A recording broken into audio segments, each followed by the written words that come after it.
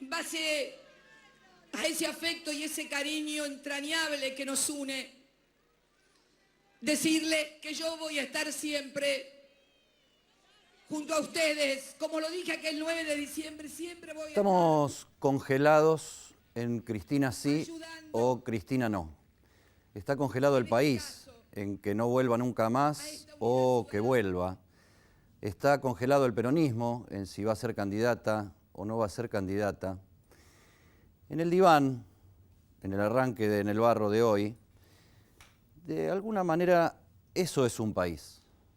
Es una construcción. Es una construcción simbólica que en la búsqueda del acuerdo entre todos, a ver qué clase de construcción, pero también es una construcción traumática, porque cada uno que viene cuestiona la construcción del anterior, acusándolo de haber destruido y tiene que volver a reconstruir. Y en la construcción está parte del drama argentino que tiene que ver con la corrupción. La construcción de obra pública, la construcción de infraestructura, que es de algún modo la construcción concreta de un país para las generaciones que vienen, es una noción de futuro, un futuro que es impredecible siempre, pero muchísimo más en la Argentina. Mientras Cristina hablaba ayer en Arsenal, en la cancha de Arsenal, en el estadio Julio Humberto Grondona, en el país de los símbolos, si Julio Humberto Grondona estuviera vivo, tal vez estaría preso por las megacoimas y lavado de plata en la AFA.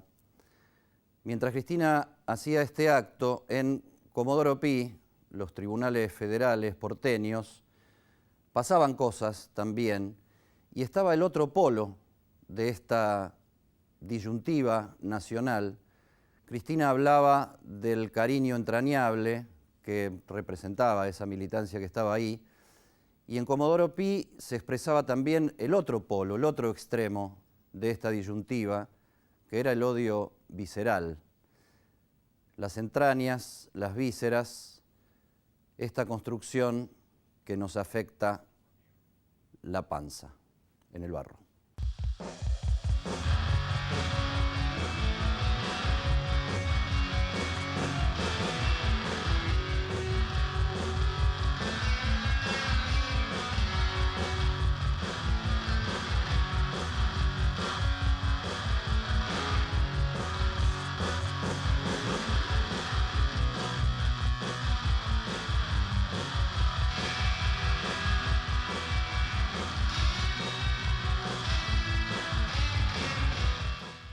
Y hablábamos de la construcción de un país, de la construcción simbólica, también concreta de un país, y hablábamos de los traumas que nos genera la construcción de este país, porque en la obra pública ha anidado desde mucho tiempo, desde muchos años, el financiamiento negro de la política, el enriquecimiento espurio de algunos dirigentes, y hoy los tribunales federales de la Argentina son factor de distinto nivel de presiones y de demandas y de reclamos y un montón de causas que circulan por ahí tratando de analizar, desentrañar, juzgar y sancionar a los eventuales culpables de la corrupción vinculada paradójicamente a la construcción del país. Está con nosotros Natalia Bolosín. Natalia es abogada, es experta en anticorrupción, y queríamos conversar con ella un poco sobre particularmente el tema Odebrecht, un escándalo internacional con origen en Brasil, en una empresa constructora que se llama precisamente Odebrecht. El dueño de esta empresa está preso y derrama también hacia la Argentina una cantidad de sospechas sobre algunas obras sobre las cuales se había generado muchísima expectativa, el soterramiento del Sarmiento, el tendido de gasoductos, etcétera. Gracias por meter las patas en el barro, decimos acá, Natalia, que es un poco tu terreno, el barro de la corrupción, y tratar, se la ve a Natalia circulando por los medios tratando de encontrar una mirada ecuánime pero incisiva sobre el tema de la corrupción, una mirada de algún modo novedosa, diría yo. Bueno, te agradezco, es un poco la idea, ¿no? Tratar de despojar un poco el tema de a veces las intencionalidades políticas y en este año electorales que se mueven en general alrededor del tema de la corrupción y aprovechar el momento, ¿no? O sea, el tema, yo me dedico a esto hace muchos años, pero el tema hoy está claramente en la agenda y aprovechar un poco el momento para tratar de plantear algunas cuestiones de fondo que en general no se ven y que se pierden un poco en las discusiones sobre las causas concretas. ¿Ayuda ¿no? discutir públicamente temas tan profundos como la corrupción en la campaña electoral?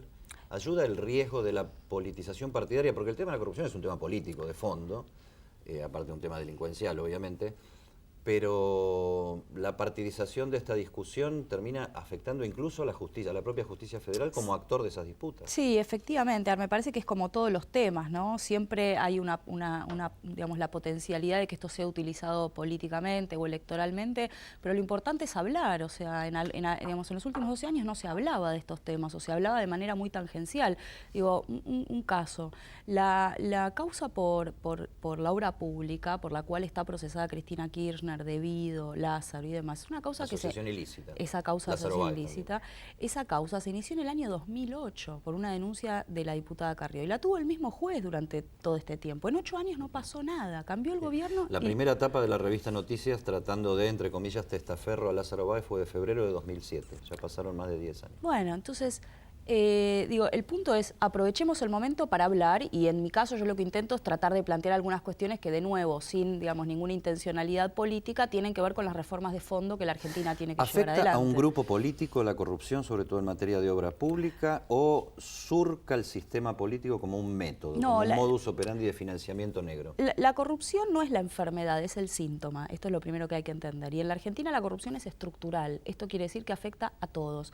Digo, por dar un ejemplo, Odebrecht financió buena parte de las campañas políticas de casi todos los partidos hace 2 años, pero además la corrupción, digamos, Cuando hablamos de casi todos, ¿de quiénes hablamos? De todos, creo que excepto el partido de la coalición cívica, todos se financiaron por lo que salió en los diarios, ¿no? Casi todos se financiaron con dinero lícito en principio, pero financiaron sus campañas con dinero de una empresa que corrompió estructuralmente en todo el planeta y especialmente en la región. Está probado que se sabe que usaba dinero bajo cuerda para direccionar sus propios intereses, para ganar obras. Es interesante porque en la Argentina el financiamiento de las empresas no está permitido desde el año 2009 y sin embargo hay publicaciones indicando que Odebrecht, una empresa que corrompía funcionarios públicos, financiaba partidos.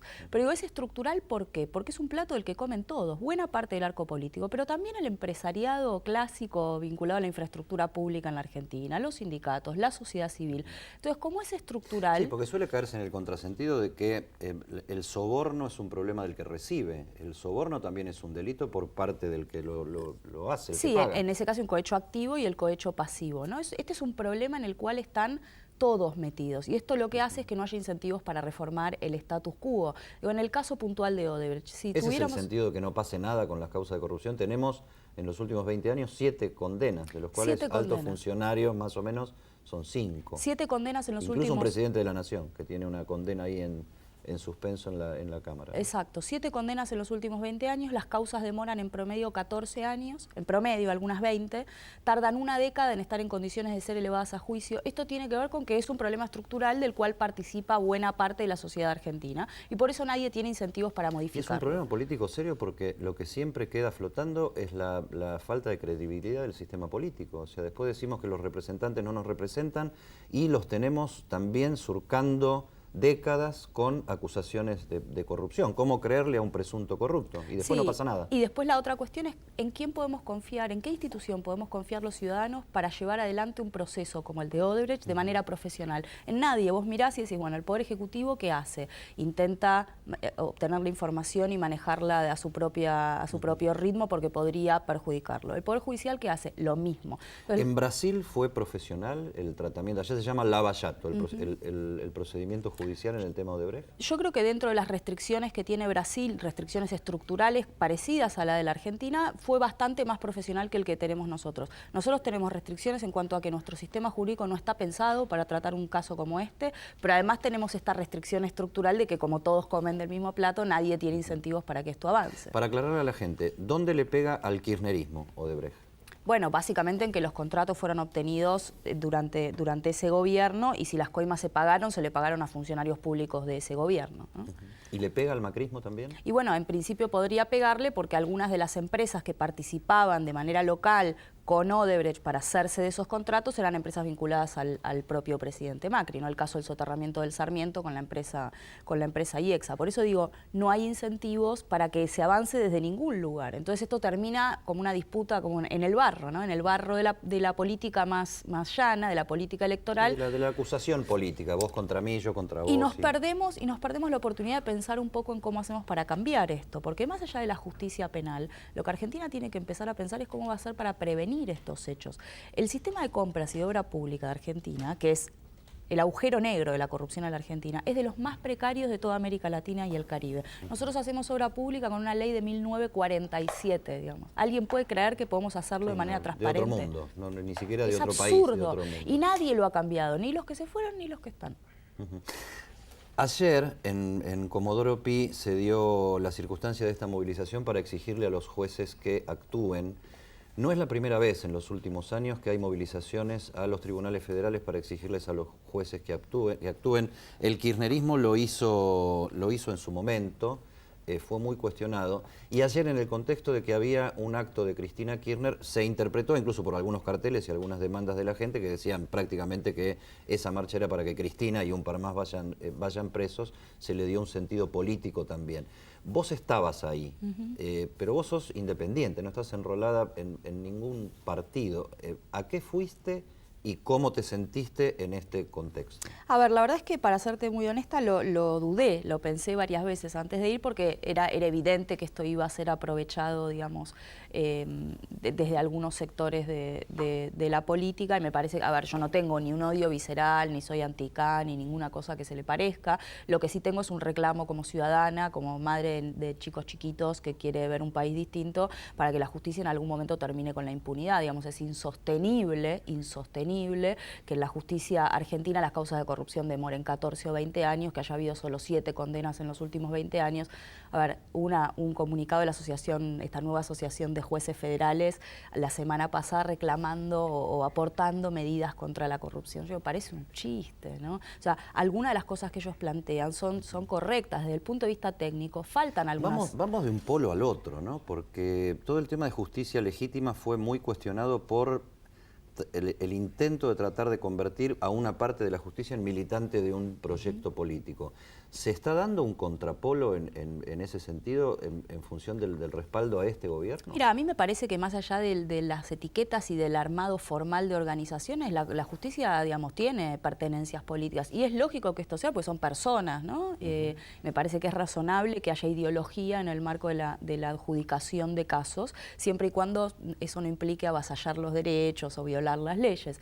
Ahora, más allá de las etiquetas, digamos, tal vez sea razonable ponerles un nombre y que uno pueda identificar quién es quién, porque en realidad vos como abogado, como ciudadano, caes ante un juez y la decisión que vas a obtener depende de quién es, ¿no? Quién es, qué cree. Un tratamiento profesional del tema Odebrecht echaría luz sobre esto que vos decías antes de que acá hay un problema sistémico. Efectivamente, por eso, digamos, tengo tanto interés en este caso, porque me parece que si se hiciera pública toda la información, se terminó, o sea, muchachos, digamos, se terminó. Estamos todos, digamos que estamos todos. Se bien, terminó, vos y yo no, pero... Exacto. Digo, la estructura de empresas que en la Argentina han sido los dueños de la obra pública en los últimos 40, 50 o 60 años, forma parte de este problema. Ellos mismos, algunos de ellos mismos lo han reconocido. Y este caso permitiría dilucidarlo.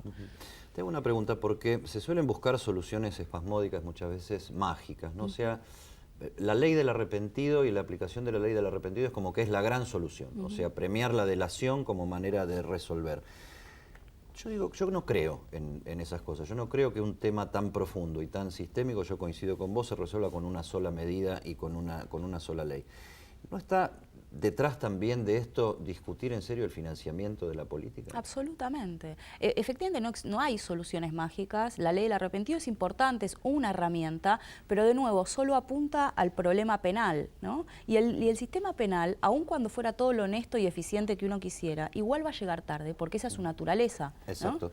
A eso iba y lo dejamos para después del corte, pero Mi pregunta es la siguiente. La ley del arrepentido, sin otras leyes detrás como el financiamiento de la política, ¿no nos pone a que siempre vamos a estar llegando después del ciclo donde ocurrieron las cosas? ¿Lo hablamos después? Pequeño corte y volvemos.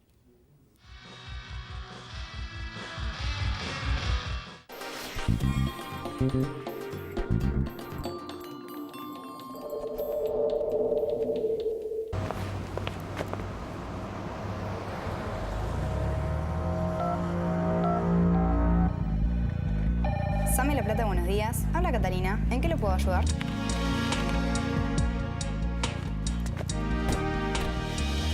El equipo mejor preparado para emergencias en la vía pública llegó a La Plata. SAME al 107. Estar juntos también es cuidarnos. SAME La Plata. Juntos en todo.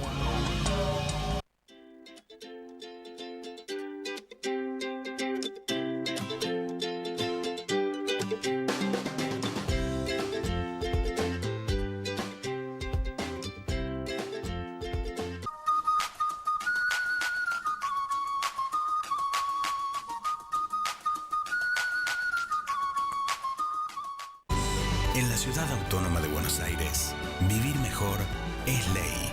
Legislatura de la Ciudad Autónoma de Buenos Aires. Tucumán te espera para que seas protagonista de tu propia aventura. Explora las yungas y sentí la adrenalina en el corazón de la selva. Descubrí nuestros sabores y respira la cultura. Tucumán, un lugar para grandes momentos. Somos tu destino. Auspicia este programa Banco Provincia. Si un vecino tiene un buen gesto, agradecéselo sacándote un agradeselfie o sacale una foto haciendo eso que querés destacar. Subila a las redes con el hashtag agradeselfie y llenémosla de me gusta. Estos pequeños gestos también nos ayudan a vivir cada día mejor.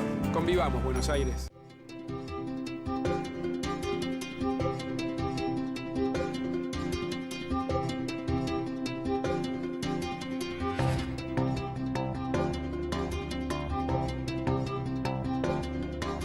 Auspicia Cámara de Diputados de la Provincia de Buenos Aires. Mi corazón con el Kini late más. Dale, prendete. Vos también hacete fanático al ritmo del Kini 6 y vení a festejar todas las semanas. Os de Neo 1825.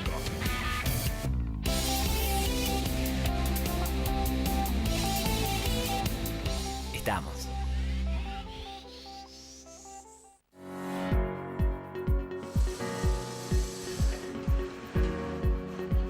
Te queremos contar que el gobierno de Morón ya asfaltó más de 46 calles de tierra y en el 2017 pavimentará 70 calles más. Realizaremos tareas de pavimentación con hormigón y obras hidráulicas complementarias, permitiendo mejor circulación, mayor seguridad en el barrio y beneficiando la calidad de vida de miles de vecinos. Trabajamos para vos. Morón Gobierno.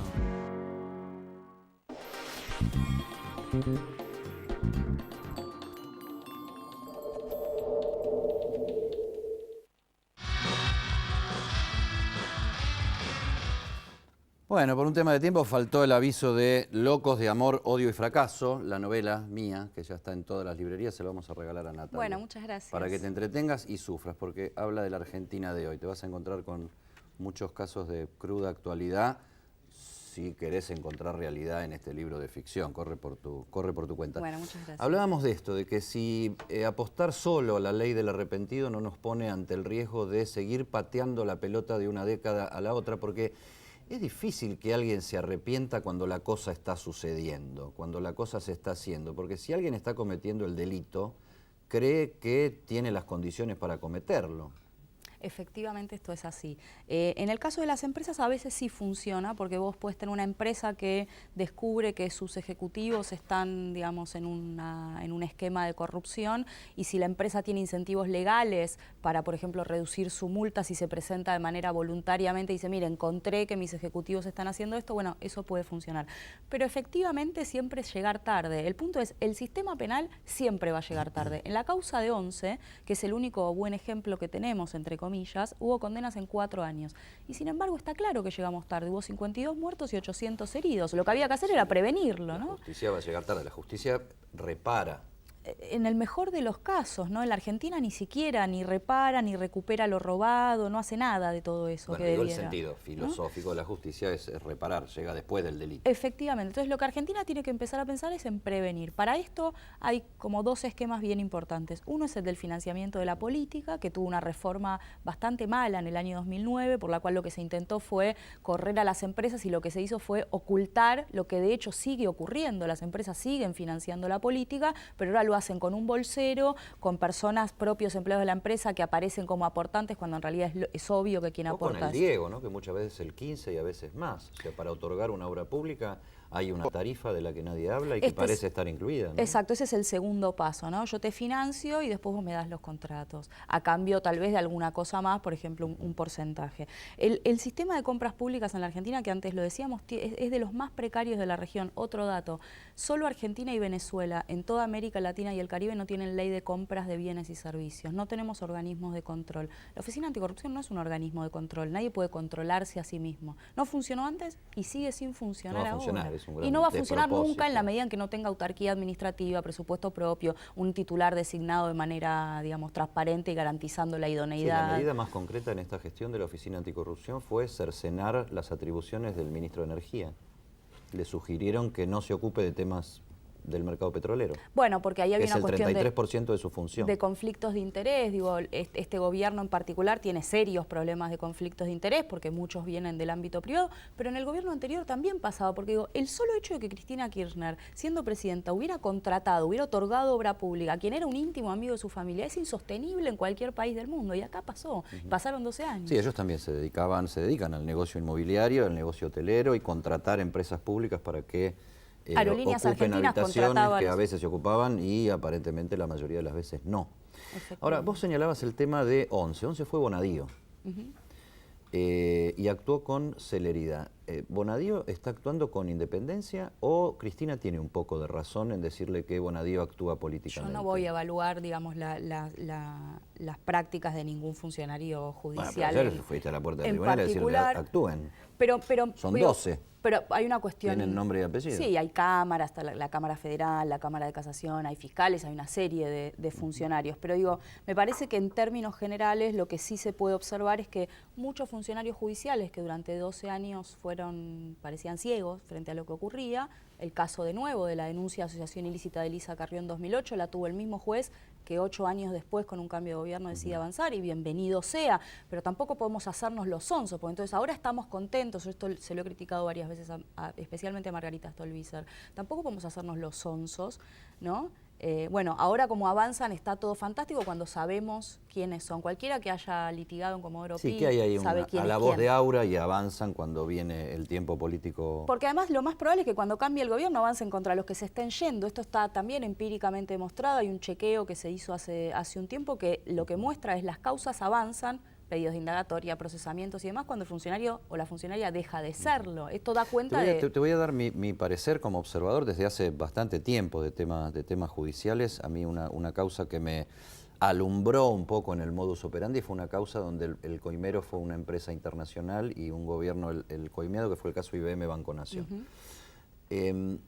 Yo veo que en la causa de los hoteles y las contrataciones, de los hoteles de la familia Kirchner y las contrataciones a empresas públicas y privadas, y en el caso Lázaro Báez, hay una matriz, mínimamente de financiamiento negro de la política, mínimamente, y después de enriquecimiento de algunas personas, que habrá que ver cuál es el límite entre una cosa y la otra. Lo que sí creo es que, por ejemplo, dólar futuro o encubrimiento del caso AMIA son una causa nueva que tiene más contenido político que otra cosa, y una causa viejísima por la que pasaron funcionarios de varios gobiernos en el encubrimiento de la AMIA, y siempre se usó de una manera, yo diría que casi extorsiva. Sí, comparto tu diagnóstico, ¿no? Me parece que además en el caso del encubrimiento de la AMIA hay una cuestión adicional, que es que hay un juicio oral en este momento en el cual, que normalmente no se cubre, en los medios pareciera que esto no existe, en el cual se está juzgando, entre otros, al expresidente Menem, a Rubén Beraja, a funcionarios judiciales que participaron de ese encubrimiento. Sí, pareciera que hay causas que tienen, digamos, que son más sostenibles que otras, y esto puede que tenga que ver con cuestiones políticas, coincido. Te voy a hacer una pregunta más social que profesional. Yo vi ayer en la cancha de Arsenal un componente mayoritariamente joven. Y vi en Comodoro Pi, con excepción tuya y algunos más, un componente mayoritariamente adulto mayor. Y esto relacionado con el tema que estamos hablando, ¿nos produce optimismo, pesimismo o no tiene nada que ver? Coincido, yo observé exactamente lo mismo y es motivo de, te diría que más que de pesimismo, de depresión. A mí me preocupa mucho que, a ver, es cierto que que de algún modo lo que pasó en Comodoro Pi tenía un condimento político que puede haber inhibido a algunas personas a acercarse. Ayer alguien decía, en Comodoro Pi estaba la derecha y en Arsenal estaba la izquierda. Bueno, miren, yo no vengo de la derecha, yo vengo de la socialdemocracia, bueno, no tengo nada que ver con la derecha en la Argentina, trabajé en temas de derechos humanos, no me interesa estar con Cecilia Pando en una marcha y sin embargo estuve ahí. Lo que me preocupa justamente es que algunos sectores más vinculados al progresismo en la Argentina no se den cuenta de que esta es su agenda, no la ven. Digamos, el socialismo, el propio radicalismo en algunas cuestiones vinculadas al gobierno actual que prefiere no ver, la izquierda, ¿por qué no están ahí? ¿No? ¿Por qué no está la juventud? Pero sobre todo, ¿por qué no están los sectores progresistas en una agenda que los convoca? Porque si la corrupción daña a alguien es justamente a los sectores más vulnerables de la sociedad. Esto está empíricamente demostrado, la corrupción es selectiva, elige para dañar a los grupos más vulnerables de la sociedad, justamente porque son quienes más necesitan de los bienes y servicios y obras públicas, ¿no? Los demás pagarán escuelas privadas, salud privada y demás. Sin embargo, el progresismo en la Argentina pareciera que le escapa a la agenda anticorrupción. Prestemos la atención, Natalia Bolosín, una abogada joven, independiente y valiente, porque está en el terreno más difícil, el de apuntar de algún modo contra todos, porque la responsabilidad es de todos y porque, según su criterio que comparto, en la corrupción están involucrados todos. Gracias, Natalia, por meter las patas en el barro. Léete la novela, ¿Cómo no? porque te vas a divertir y por ahí te deprimís también un poquito. Saltamos la grieta. ¿Cómo le va? Estoy así porque con este panorama me siento como turco en la neblina, podemos decir. Habría que tener una de esas máquinas que tiran, con hielo seco se hace, ¿no? Exactamente. Bueno, la noticia de la semana es el lanzamiento de Cristina, que lanza este movimiento que se llama Frente Unidad Ciudadana Kirchnerista. Sí. ¿Podemos decir que Cristina lanzó un FAC? Sí. Me llamaba la atención que Macri llamó a la unidad desde un acto vallado, ¿no?